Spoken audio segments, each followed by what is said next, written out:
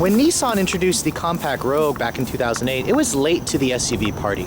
However, that didn't stop the brand from introducing a vehicle that would quickly become one of the company's best sellers and be a strong player against well-known rivals like the CR-V, the Escape, the RAV4.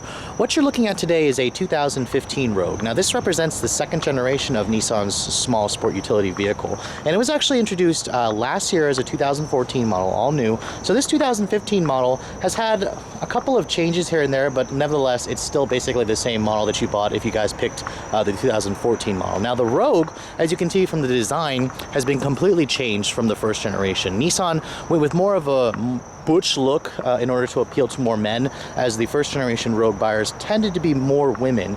You can see the design of the vehicle. It sports Nissan's traditional styling elements here. That D pillar in the back is blacked out to make the car almost look like it has a frameless or a roof that floats. The new Murano, the upcoming Murano, will sport the same design language. Now, the Rogue still comes in 3 trim levels.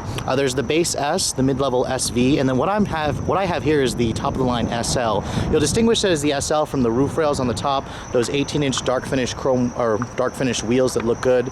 And you can see at the front it has that more macho design language that I was talking about that Nissan says they had incorporated. You have the company's signature V-motion grille at the nose.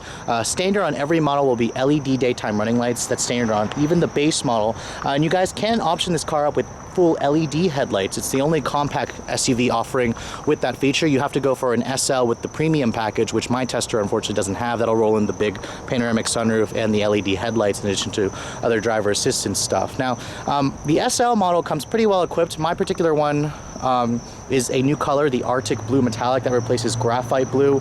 So in terms of the design of this thing, it's certainly standoutish. It certainly looks modern. It looks appealing. It has a presence to it that the old Rogue didn't have, despite the fact that this car is actually smaller by about an inch. It's about 2 inches wider overall, so that does give it more of a premium look and a more substantial look versus the somewhat tinny and feminine look of the first generation. So stepping inside the all-new Rogue, you're going to be familiar or treated with a cabin that's very familiar, especially if you guys have been in the current generation Nissan Altima. Those are the same zero-gravity, NASA-inspired front seats that the company is very proud of, that provides a lot of support. Now, in typical compact SUV fashion, the step-in height for this vehicle is fantastic, so it's one of the reasons why a lot of you may purchase a vehicle like this. Now, shutting the door, push button start is standard on the SV models and up. Basically, here's the key fob for the vehicle. It's Nissan's old intelligent access key. Honestly, I've said it before, I'm going to say it again. Really, they need to replace this key. It looks very old and they just need something that's a little bit more special. Nevertheless, put your foot on the brake and push the button to start the engine.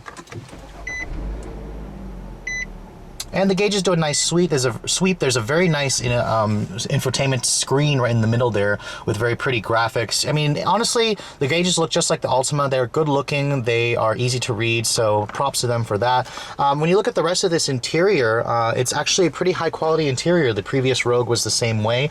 The driver window is automatic up-down. I kind of wish they made it for the passenger's window as well, but I'll take what I can get, I guess. Now, in terms of the interior design, completely overhauled from the first generation Rogue, which was really looking old. In terms of the materials, you have a hard touch material, surprisingly, on the bottom part of the dash. However, fit and finish works well. The top portion here is soft touch, so I am happy to report there. I like this faux carbon fiber trim that they're using on the SL with this piano black accent here. It makes the interior look more upscale. The door panel materials, they are soft touch right here. This is important. This is where I'm going to rest my elbows. More leather stitching right here. Again, another good touch point there. The steering wheel, the same steering wheel off of the current generation Nissan Altima. Nice bolstering extension, very high quality filling leather. When you look at the center stack here, you're going to be graded with this 7-inch touchscreen display. This is the part of the navigation system package, which is actually standard equipment on the SL. You can get nav on the SV if you guys opt for the premium package, which will roll in the navigation. But nevertheless, I don't have the SD card, or it is an SD card based system. It's not going to show me a map display because the SD card's not in here. But the touchscreen display does include Nissan's mobile apps. If you guys go to My Apps here, you'll have Facebook, you'll have a Google search, you'll also have Pandora. That's all connected via your smartphone for the 4G access through there. So Nissan does have the modern conveniences that buyers expect. Now, another thing that's standard on the SL trim is their around view monitoring system. You have cameras underneath the side mirrors, on the front of the vehicle, on the back. So you basically have a 360-degree view, and it also has distance and trajectory markers. So it's a very elaborate backup camera. It's funny because a lot of car companies are touting this feature up, but Nissan actually gives it to you even on their subcompact Versa Note. So it's a pretty cool feature, and it's a very nice thing to have on this SUV. A regular backup camera is standard on even the base S model, so Nissan hasn't skimped on the features equipment list. Now, of course, going to your audio settings, you have your standard audio settings here: AM, FM, XM, auxiliary, Bluetooth streaming. You still have a CD slot here, so everything is included. You have your USB, your aux port, and another power outlet right there. Now, every Rogue will come standard with a CVT transmission. There's no manual transmission available. This is the company's updated Xtronic continuously variable CVT. It's a pretty good CVT. We'll get out on the road. I'll show you how it drives in a moment. Heated seats are included on this SL. That's the reason why you choose an SL. It does have leather heated seats. The glove compartment is gigantic in typical Nissan fashion. It's damped, it's not lined with felt, but very good storage in this vehicle. The armrest right here actually has 2-tier storage. It's pretty deep as well. You have another power outlet in there. Overall, I'm really liking the interior of this Rogue. It has a very premium feel that the old one didn't really have, and it also has a lot of premium driver assistance tech features like blind spot monitoring, lane departure warning, forward collision warning. That's all included when you opt for the premium package on either the SV or the SL trim. The back seat of the current generation Rogue is also a very pleasant place to spend time. You can see the step-in height is very easy. You have plenty of legroom, and then the bench itself, it does recline, it folds down as well.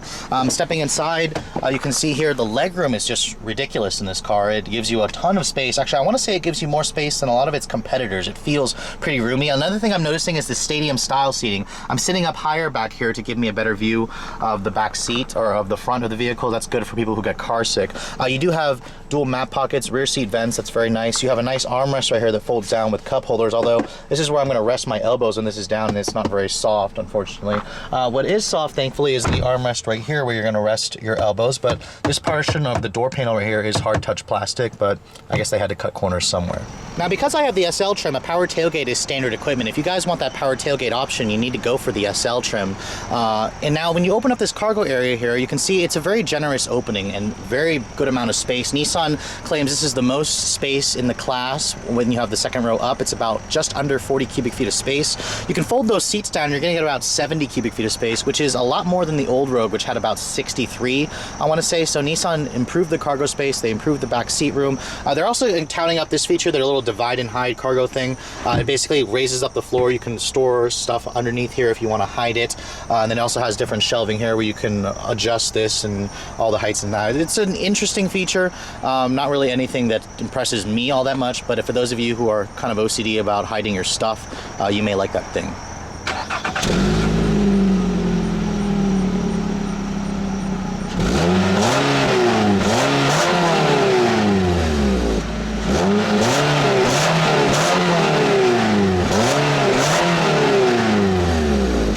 So opening the hood of the current generation Rogue, you're going to find rather kind of plebeian engine. This is the engine the company's been using since the first generation. Actually, this engine's been in production for quite some time. This is the company's 2.5 liter QR25 double overhead cam 4-cylinder engine. It's a pretty big 4-cylinder by even today's standards. The numbers are rather modest, 170 horsepower and 175 pound-feet of torque.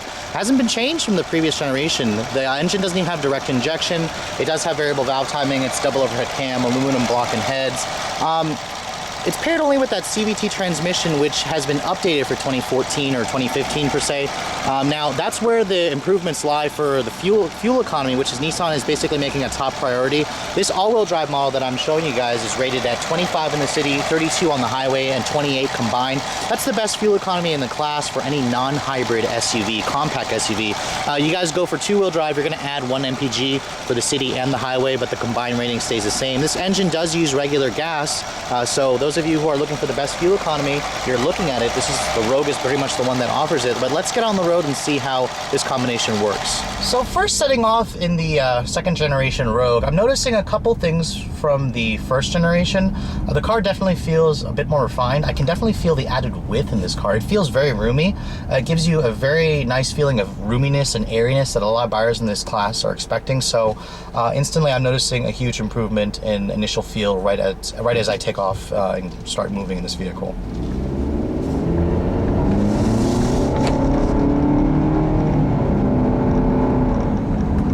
Now you guys guys have known me if you guys have followed me for a while, you know that I don't really like CVTs. And this one is an improvement from the first generation Rogue in terms of the CVT responsiveness. It's still gonna have that rubber bandy, groaning noise when you get hard on the gas. However, the response time is where Nissan has improved, and when I put my foot down, I'm definitely noticing that the CVT instantly pushes the revs up to help this car accelerate.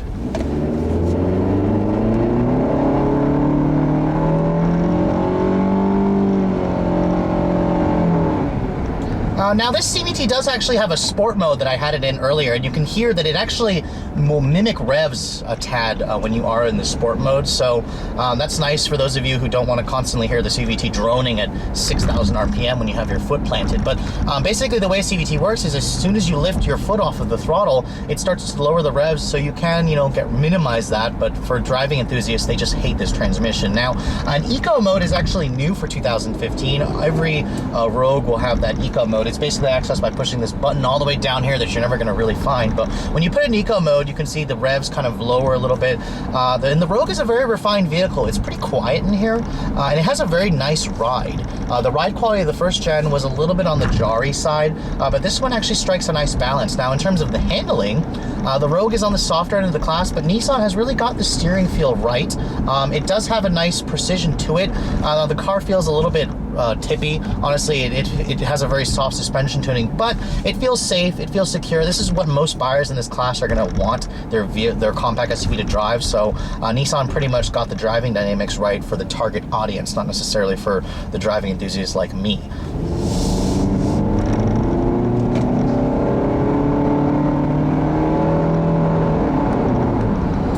Now with a 2.5 liter 4-cylinder, only 170 horsepower, expect a 0 to 60 time of around 9.5 seconds, which is on the slower end of the class.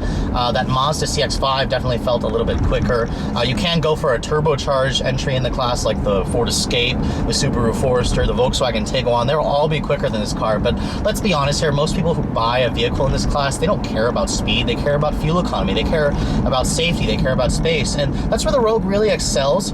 And in terms of the premium features in this vehicle, it has a plethora of them, and Nissan is giving it to you at an incredible price as well, in addition to giving you class-leading fuel economy. Now, my few gripes with the car have to do with the engine. As a driving enthusiast, I wish Nissan offered a more potent engine. They've got a 1.6 liter turbo in the Juke. I think it would be great in the Rogue as well as an up-level engine, or even as a standard engine, while they work on even like a 1.8 or a 2 liter turbo to really appeal to the driving enthusiast, because they've got the car appealing to the masses, which is, let's be honest here again, that's what manufacturers care about. They care about the dollar signs and appealing to most people who are going to buy this car. But to attract that slither who is going to go for a more sportier entry, like the Ford Escape, that's going to drive sportier, the Subaru Forester, the Tiguan, it's going to drive sportier. The Rogue definitely needs a trim level to appeal to that market. Now, coming up to the conclusion of this video, the Rogue starts at just over $23,000 for the base S model.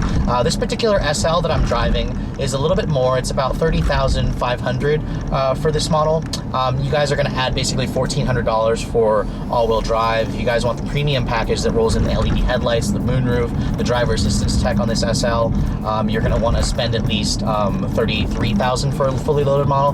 Now, if you guys are one of the few people who actually want this Rogue with a third row seat, which Nissan actually offers the car with a third row seat, they saw an opportunity there to offer it when Toyota got rid of it in the RAV4. It's about $1,000 if you want that third row seat package, and you can only get it on the S or the SV models. So in terms of appealing to the market, Nissan has pretty much nailed it with the price, the fuel economy, the features of this car, and there's no question in my mind that this will instantly become one of the best sellers in the class and give the aging CR-V and RAV4 a run for its money. Anyways, I hope you guys have enjoyed my overview of this 2015 Nissan Rogue SL. If you're in the market for a compact SUV like this, make sure you check one out. You'll be certainly glad you did. Thanks so much for watching, guys. I'll catch you all in the next review.